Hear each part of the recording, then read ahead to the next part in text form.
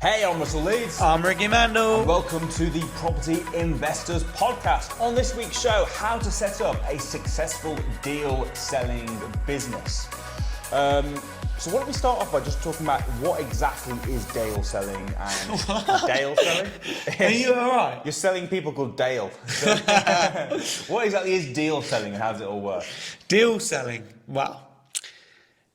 You know Samuel actually invented this strategy. I did know that, yes. So what is it? How does it work? Well, here's what deal selling is. Deal selling is simply finding an opportunity, finding a potential deal, doing the due diligence, viewing it, crunching the numbers, and then packaging it all together very beautifully, and then passing it on to an investor to actually buy the deal where they pay you a fee. Now, here's the really cool thing about deal sourcing. Not only do you need no money to do deal sourcing, but also it pays very well. Catch this. The average fee that you'll get from deal sourcing for the average house is between £3,000 and £5,000.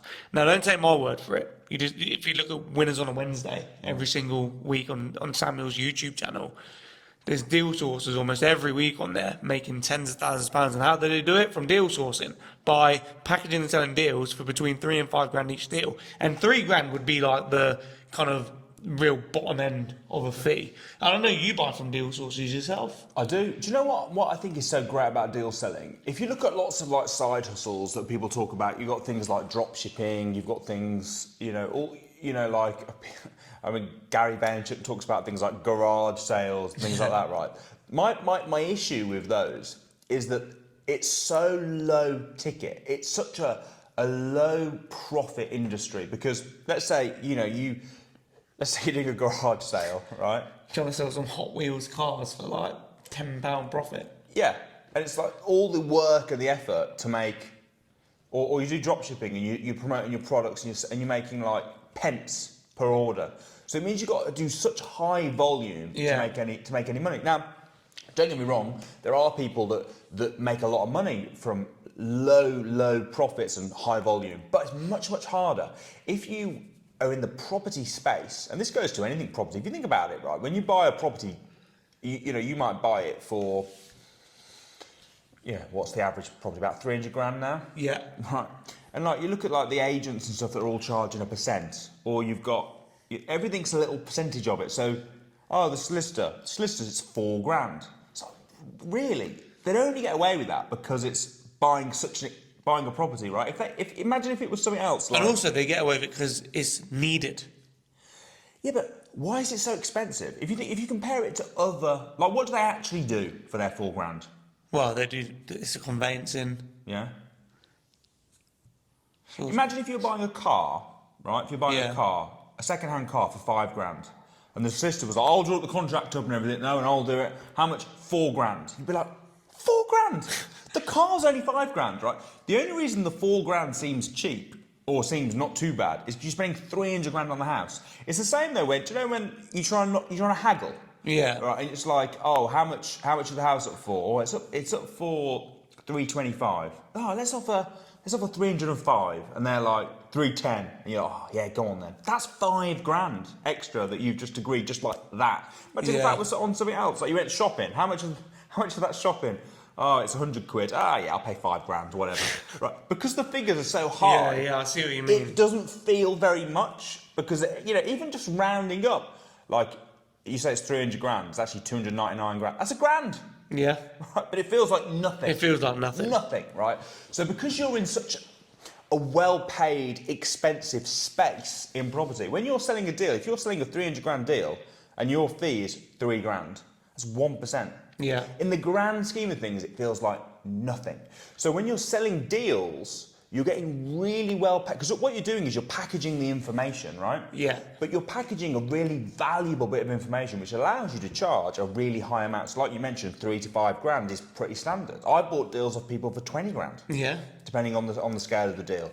So you're right. It's extremely well paid. It's a brilliant business. And I think everyone should be doing deal sourcing, because even if you're looking to buy houses yourself, or you're looking to, let's say you're the investor, you're looking to take on deals yourself, you can't take on all the deals in the world. And you'll probably come across deals that aren't suitable for what you're looking to do, might be the wrong area, might be not fitting your criteria. But if you know how to pass them on, you're not leaving money on the table then. You're utilising a skill to make money. Even if you don't want to be an active deal sourcer, it's worth knowing how to do it just so you can pass on deals. Yeah, well, if you're the skill of being able to find good deals, do your research, work out the ROIs, work out the rent, work out the value of the property, all those skills, you need that to find your own deals. Which you should be doing. Everyone should be investing in property, in my opinion, right? So if you're finding deals anyway, one of two things is going to happen. Probably, you're going to be finding too many deals that you can't afford to get. Or, secondly, you might be finding deals that are good, but not quite right for you at this time for whatever reason. So, for example, it might be it's a great deal, but you can't quite afford it. Or it might be that it's a great deal, but you're now moved on to bigger deals, or it's too big for you. There's lots of different reasons, right? Just because it's a good deal doesn't necessarily mean it's going to be good for you. Yeah. So you're going to be coming across these deals when you're looking. So what do? If you can sell the ones that don't quite work for you for whatever reason, it might be it's too big for you, it might be it's too small for you, it might be that the ROI is not quite right for you for what you're looking for, it might not be in your area, whatever it is. If you can be finding these deals and then passing them on and getting paid 3-4 grand, if you sell one of those a week, 3-4 grand a week, you're up making like 15. Well, that's more than the average salary, isn't it? It's more than the average week. monthly salary. Yeah. Right, Free, yeah. If you're doing, one a month even, it's more than the average salary. Yeah, Just it is. in your spare time while you're doing all the work anyway. So, yes, we think deal selling is amazing. So the question is, the actual subject of this podcast is, how do you set up a successful deal sourcing business? Well, I kind of think we've covered step number 1, which is you need to be a master at finding good deals. You need to be an expert at finding good deals. So once you've got that skill, you've learned how to find good deals, then what do you do? How do you set up a good deal sourcing business? Okay, well, it depends what angle we want to go at this with. Because most people, when you look online, it will say compliance and stuff like that. Yeah. Now, we don't teach that. That's what most people think. What we're driven by, which is why this is why we get the results that we get within the training company, is we're driven by people getting results and making money quick. What you need to do is to make money quick, because you can set up the business once you've made some money. Now, how do you do it without having compliance and everything like that first? Well, what I think you should do is the first thing is, once you know how to find good deals, is you should connect with people that already have an established deal sourcing business and give them the deals to sell, and then split the profits 50-50. You kind of touched on a bit of a massive area here. Have I? I think we can brush over this. Yeah. So, Okay. do you want to explain then? So, when it comes to compliance, Yeah. a lot of people will say to be compliant as a deal sourcer, that they've created lots and lots of red tape that you need to do. So, for example, you need to join the PRS, you need to the property, or the property registry scheme, or the property ombudsman. Yeah. They'll say you need money, anti-money laundering, Yeah. AML. They'll say that you need Indemnity insurance. They'll say that you need. What else? What else do they say that you need? ICO. Yeah, lots of things, right? Lots and lots of red tape they say you need. And the reason they say that is because they're treating your deal selling business as an estate agency, and that's all the compliance that you need in place to have an estate agency. So for a long time there was this debate, right? It's like, when you're selling deals, are you acting as an agent? If you're acting as an agent, then you need X, Y, Z, blah, blah, blah, and you need all this compliance, which costs a couple of grand to get everything set up, and obviously there's ongoing fees associated with that as well. However, what we've spent a lot of money as a company dealing with solicitors and looking through the law and everything to work out, do you need all this stuff in place? Do you need to be a member of the TPO or the PRS? Do you need anti-money laundering insurance, etc., etc.? And you actually, when you're selling deals, as long as you've got the right contracts, so the contracts are key, right? As long as you've got the right contracts, so you're not set up as an estate agent, and your business isn't using the wrong SIC codes, which is setting you up as an estate agent. Instead, you're just selling the information for the deal on as a lead. Then you don't need a lot of that red tape. And we actually set up our own agency called PIMS, the Property Investors Mediation Service, which which covers people that have got the correct contracts. In fact, if you're a member of PIMS, you get all the contracts included, right? So we set up PIMS a couple of years ago. We've got hundreds, if not probably thousands of members now. And this is for people that don't want to go through all the red tape and they just want the correct contracts, and they're covered by PIMS from a mediation point of view. So if anyone's got an issue with you, they can go to PIMS, which is great because it gives people that are buying deals from you a surety. Surety? That's the wrong word, isn't it? Peace of mind. Peace of mind. We'll go with that. Gives them peace of mind that you're not going to just take their money and run, right? So PIMS is brilliant. You've got the right contracts to PIMS. You don't have to join PIMS, but what you do need to do is get the right contracts in place. You can go to a solicitor and get those drawn up yourselves, but you need the right contracts to avoid all the red tape and compliance. You've got to be very careful when you do that. The contracts are correct. So two things, right? First thing we mentioned is you need to be brilliant at finding deals. The next thing is you need the correct contracts in place. So now we kind of covered the compliance side. Yeah. You can carry on. Okay, cool. So that's the compliance side. Yeah. Now you can, if you're like brand new, just starting out, you can pass deals on to other deal sources where they can sell it and give you a split of the profit. And then that way you don't need the compliance or the contracts. Correct. However, I would have a contract between you and the deal sourcer. Yeah, but that doesn't need to be like anything clever, right? That could just be a standard contract where you're passing the deal, they're selling it, because that way you're falling under their umbrella. Yeah.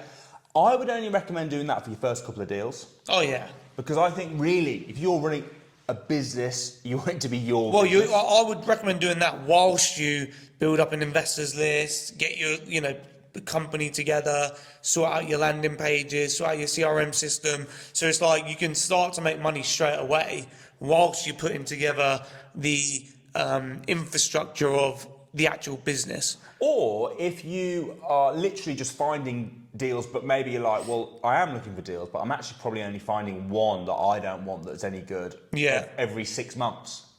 Yeah. So there's probably no point in setting up a whole business because I don't want to do that. But then you can team up with someone and just make a bit of quick cash here and there, which is good as well. Yeah.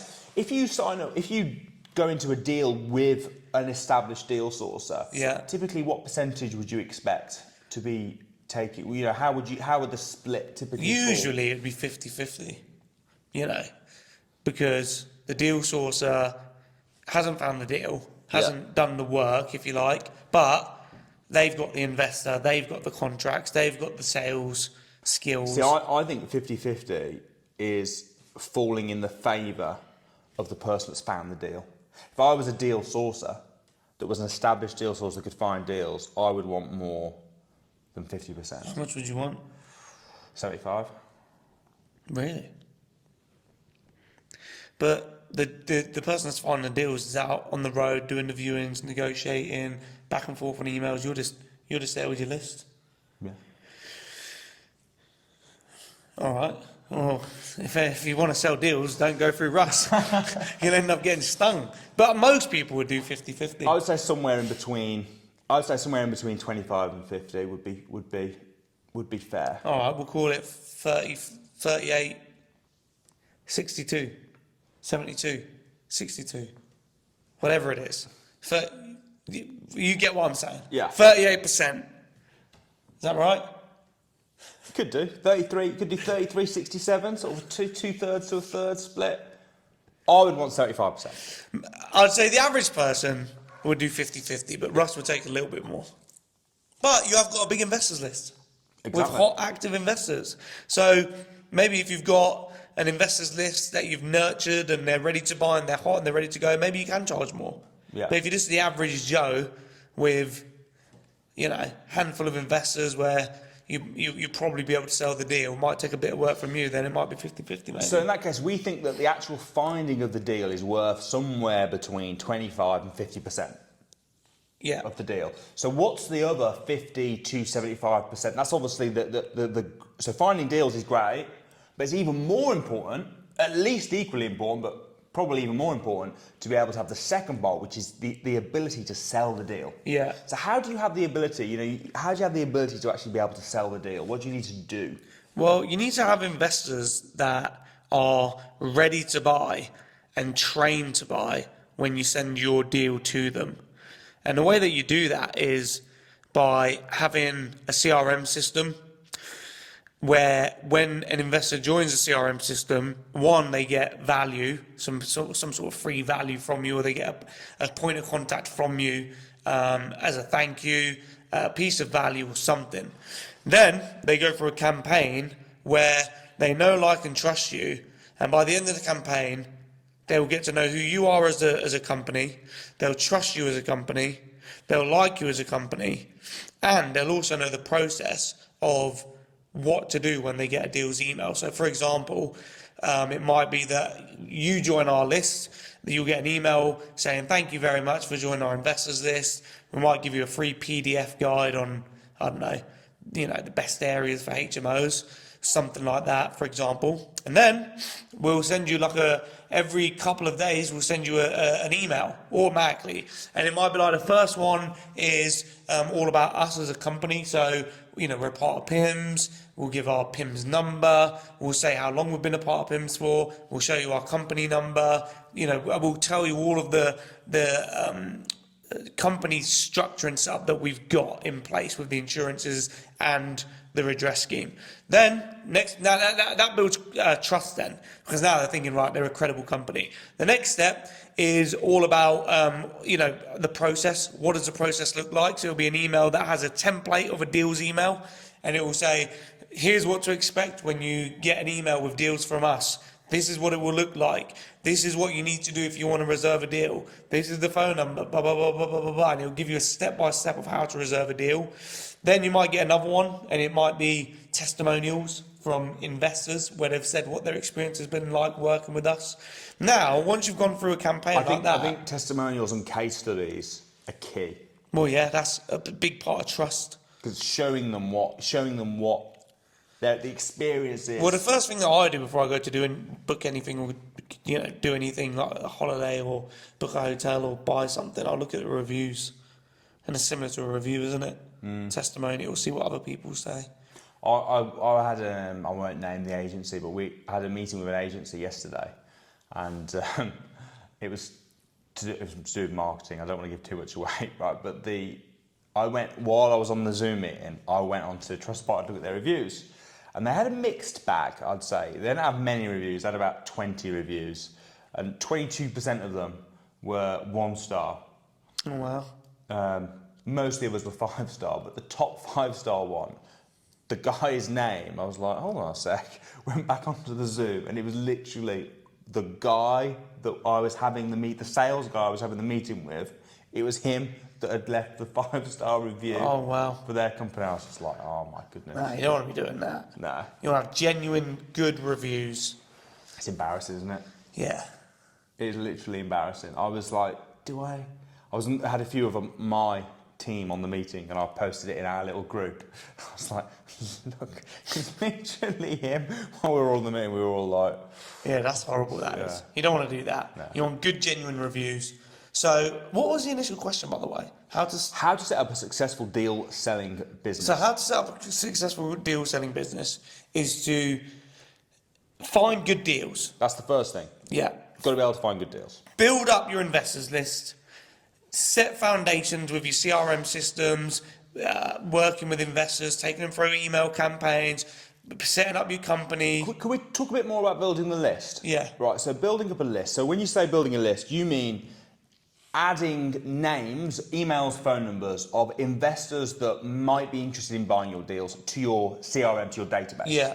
So a lot of people to begin with, if they're first getting started, literally this database could be, I wouldn't recommend it, but it could just be an Excel spreadsheet, right? Yeah. That you then send the emails to. It'd be much better to get something like MailChimp, which is free, up to a certain number, or something like Constant Contact, or any number of CRMs. But start putting people's details into the CRM.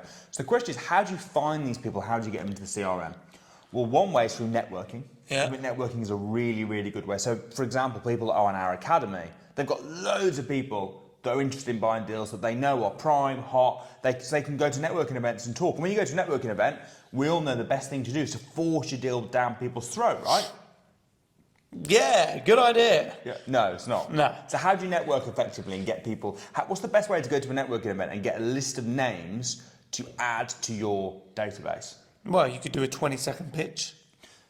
Sure, do 20-second pitch. What would you recommend saying? Typical 20-second pitch. So you're at a networking event. Yeah. You're a deal sourcer. You've just got started. Or you want to Yeah. add people to your list. What would you say in your 20-second pitch? Say something like, hey, my name's Ricky, I'm a property deal sourcer. We're finding high return property deals all across the country. If you're an investor looking to invest in some juicy property deals with good cash flow, then come and see me at the end. And what do you think? Because I think it's always good to be quite niche when you're doing this sort of stuff. What do you think? I know that yours is just a quick analogy, but it's across the country. Do you think it's worth specialising in either in an area or a strategy or both? So, for example, I'm finding service accommodation, rent-to-rent deals in Brighton, for example. I'm not a fan of that. Are you not? No, because I think if I'm building an investors list, I want to find out what my investors want, and then I'll give them what they want. If you just focus on an area and a strategy, your investors might not want that. But don't you think though as well though, right? Let's say, imagine you're just sitting there in the audience and you hear someone say, I'm a deal sourcer, finding good deals across the UK. It's like, meh. Imagine if you lived in Brighton. Yeah. And they're like, and your strategy was service accommodation, and they said the first thing, you'd just be like, but if they said, I'm looking for deals in Brighton, rent service accommodation, you'd be like, ooh, it'd be like, bang, bang, bang, bang, bang. Yeah, but how many people would be interested in that compared to how many you would lose if you just had a very specific niche? Well, I suppose that then it's a question of how specific do you go, right? So it could be that you're finding service accommodation units on the coast. Yeah, it might be that you don't go just to Brighton. Yeah. But or it might be just you just need specialise in strategy. service I accommodation. specialise in finding rent to service accommodation deals that make at least £1,000 per month per unit. If you're interested in that, and then that way, bang, anyone that's interested in service accommodation is like, oh, that sounds interesting. And you can craft your 20-second pitch, and it will chop and change, and find what works. But yeah, I think having a niche is good. And especially as you're probably going to have a niche anyway, because if you're looking for deals, you're probably going to be looking for a certain type of deals for yourself. Yeah. You're probably not looking for everything. Yeah.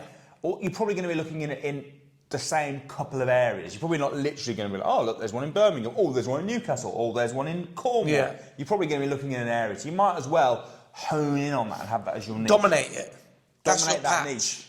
Your patch, niche, strategy, whatever it is. Yeah. And then that way, you rule out all the people that are... If you're not finding BRR deals, you don't want people that are looking for BRR deals on your database. Well, you want to be the go-to guy or girl. For whatever it is. Yeah. 100%. So you do your pitch. I'm looking for people that are looking for service accommodation deals that are going to be making £1,000 a month. If you're after that sort of deal, come and chat to me. Yeah. And then you give them your business card, right? Yeah, you give them your business card if you don't want to build an investors list. All right. So you don't take a business card, Rex? No. If I give you a business card, yeah, right. First thing, let's say I'm a deal sourcer and I've met you, you're an investor. If I give you a business card, are you ever going to reach out to me? No. What are you going to do? You're going to go home, you're going to get it out of your pocket and put it in the bin. Or... No, we'll tell you what you'll do. You'll keep it. And it will go in the wash machine. Yeah, you'll keep it for about a month. And then you'll look at it and go, and then it will go in the bin. Exactly. Or the wash machine. Probably. It's either going in the bin or the washing machine. So what I like to do is I like to collect people's cards. If it went in the washing machine, who would you blame? Who does your washing in your house? Me. Do you? I like doing my own. You do your own washing? Yeah. Oh, so you are to blame then. Okay. I am to blame. But I always empty the pockets and make sure do you? No business card, yeah. If you threw your trousers on the floor, yeah, and they got picked up and put in the wash, yeah, and they had something in the pocket, yeah, whose fault would it be?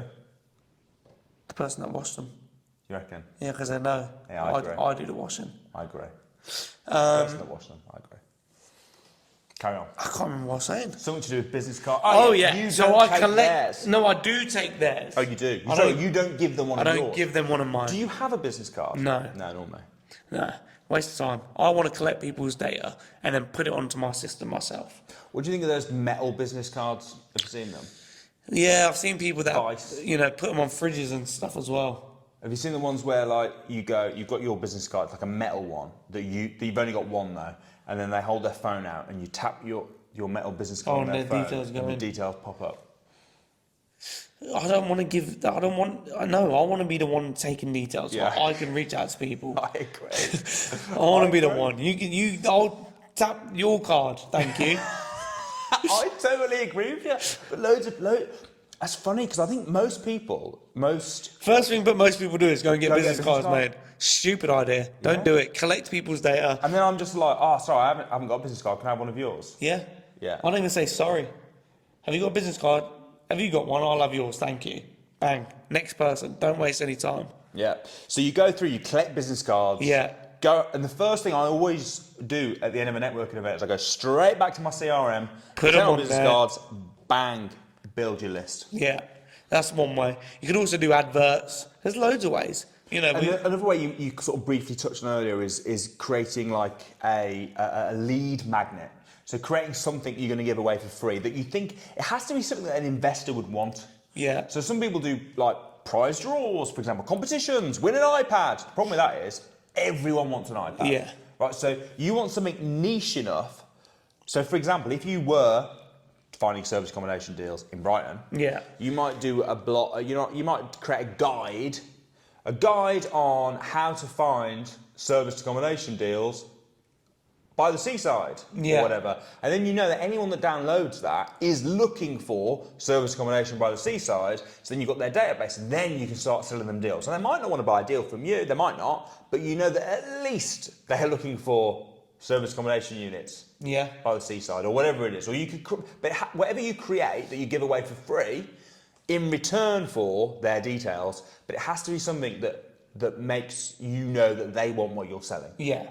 Yeah. Absolutely. It has to be related to your niche of what you're doing here. Yeah. So that's a great idea. And normally it is literally just whatever it is that you're selling. And you can include that on the adverts if you run adverts. You can include that can be part of your advert. Yeah, you can click run here like for- Facebook ads. Yeah. Which you can target. You could target people that live in your area. You could target people that are shown an interest in Samuel Leeds. Yeah.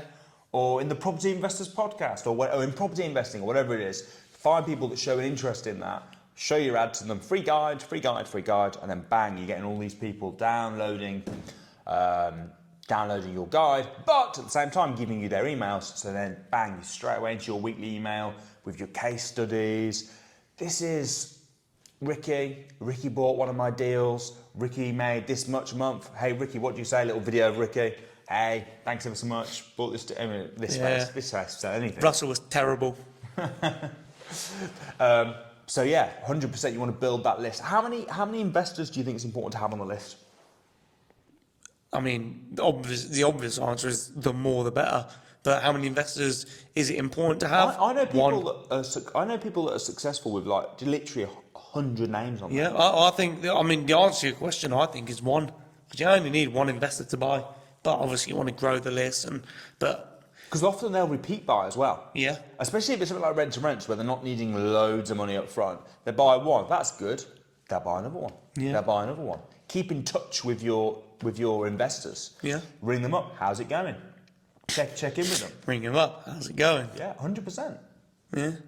Get into it. 100%. Yeah. There's a whole. We're trying to. I guess we're trying to go through how to be a deal sourcer and stuff in half hour. This will take. To go through the A to Z of deal sourcing, how to build your investors list, how to sell the deals, customer care, speak to your investors. You're talking at least 2 days.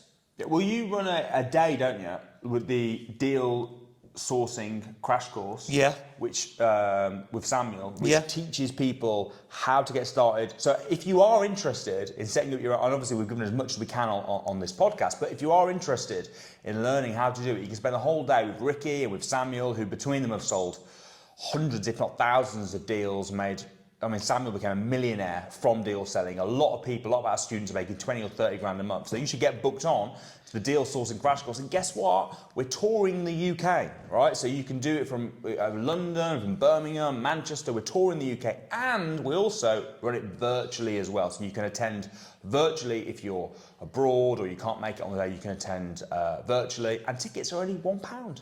£1, spend the whole day learning about how to sell and find great property deals with Ricky and Samuel. So I highly recommend checking that out. I will drop a link below. Hope you guys smash it in your deal sourcing, deal selling ventures, and hope you enjoyed the show. I'm Russell Leeds. I'm Ricky Mandal. And we'll see you next week.